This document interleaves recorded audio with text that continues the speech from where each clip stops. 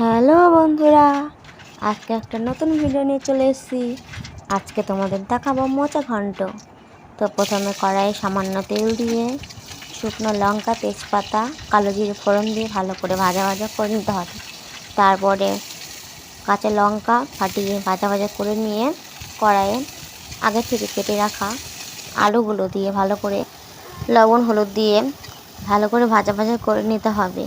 তারপর সামান্য জিরের গুঁড়ো দিয়ে ভাজা ভাজা করে নিলে যখন ভাজা ভাজা হয়ে আসবে তখন আগে থেকে সিদ্ধ করে রাখা মোচাগুলো ওখানে দিয়ে দিতে হবে। তারপর যখন ভালো করে মাখিয়ে নিতে হবে, যখন দেখবেন একটু ভাজা ভাজা হয়েছে তারপর সামান্য জল দিয়ে ওটাকে কিছুক্ষণের জন্য ফুটিয়ে নিতে হবে ঢাকনাটা চাপা দিয়ে।